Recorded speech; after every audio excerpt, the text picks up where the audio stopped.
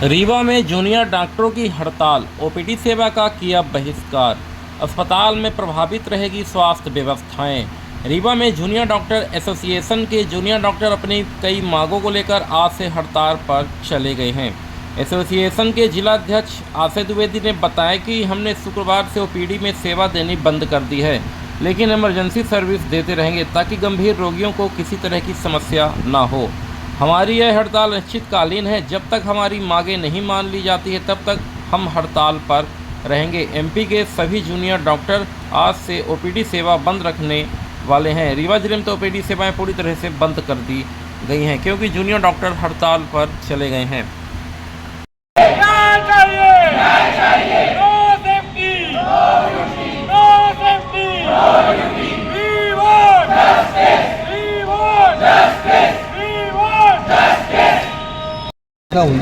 क्या मांगे हैं आप लोगों की? आप हमारी जो पहली मांग है वो ये है कि जो भी आरोपी चाहे कोई क्यों ना बना रहे, उसको सख्त से सख्त सज़ा कानून के दायरे में लेके दी जाए और वो तो उसको फांसी ही दी जाए। क्या मानते हैं ऐसी घटनाएं हो रही हैं तो कैसी सुरक्षा व्यवस्था होनी चाहिए जब डॉक्टरों के ऊपर ऐसे अत्याचार हो रहे हैं? देखिए, अब आपके ही सवाल में मैं बोलता हूँ, आपने बोला डॉक्टरों के साथ ऐसी घटना है, ठीक है।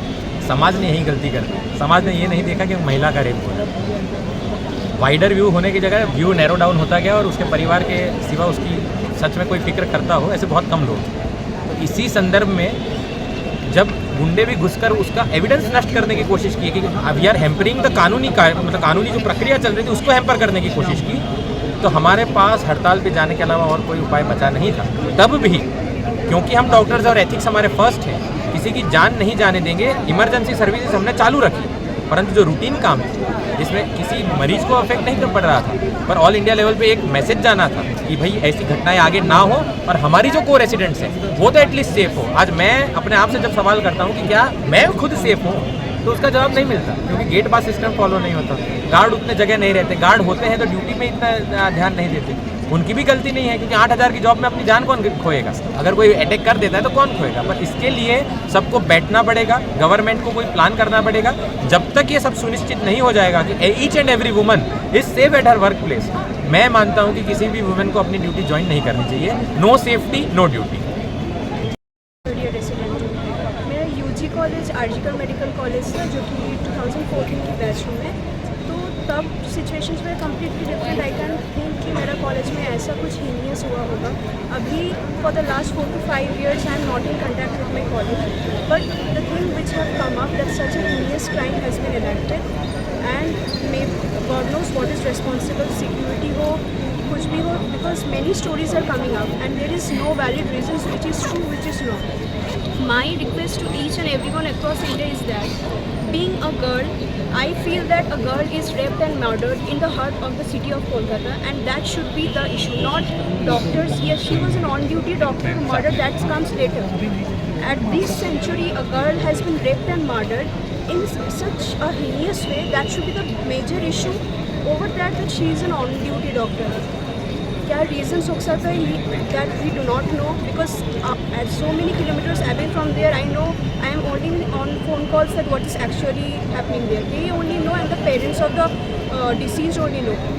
They are facing the issue. But here, as a doctor, as a girl, first of all, I feel that there should be nationwide protest that the security of girl is questionable and what the measures we can take to avoid this horrible thing from happening. This should be the first issue. या किस तरीके से strike की रूपरेखा?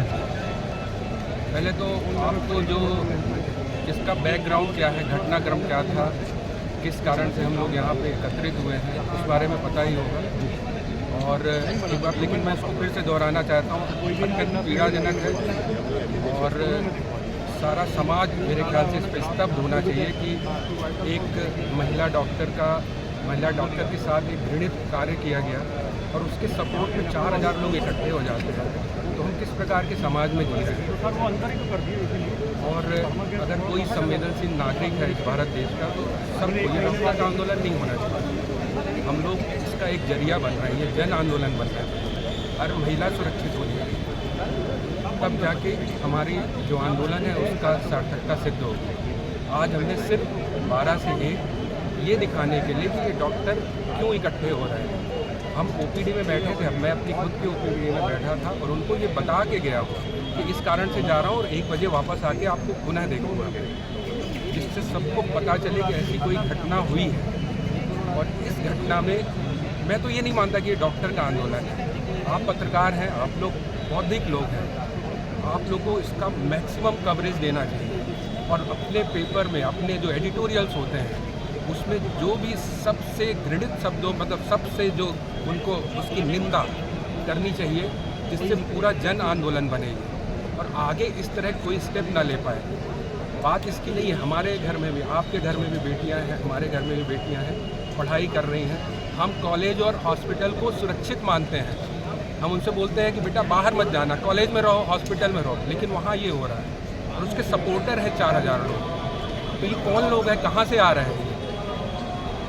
और आगे की जो तैयारी है वो ना करें हम लोग, तो उससे मैं तो सबसे पहला आदमी होगा कि हमें आगे कोई कदम ना उठाना पड़े। आज हमारे 1 घंटे के बाद हो सकता है सेंट्रल गवर्नमेंट, स्टेट गवर्नमेंट इस तरह का कोई निर्णय ले कि हमें कुछ आगे करना ना पड़े, लेकिन आगे की तैयारियां अगर होंगी तो ये बहुत व्यापक रूप में जाएगा और उसमें कुछ नहीं, बस हमारे मरीजों का नुकसान होगा। ये सबसे बड़ी जो हमारे लिए खेद का विषय होगा। तो मैं तो आगे की तैयारियां जो हम लोग प्लान कर रहे हैं, जैसे कल IMA का है सुबह 6 बजे से लेकर अगले दिन सुबह 6 बजे, मतलब शनिवार से रविवार तक हम लोग टोटली OPD और सारी इमरजेंसी सेवाएं बंद रखें। ये मैं नहीं चाहता। मैं ये चाहता हूँ कि आज कुछ ऐसा निर्णय ले लें। 4000 में सबकी वीडियो फुटेज है, 2000 लोगों को पहचाना जा सकता है और कोई भी स्टेट अगर पुलिस को ऑर्डर दे दे तो कोई भी स्टेट गवर्नमेंट वो उनको 2000 लोगों को 2 घंटे में निकाल सकते हैं।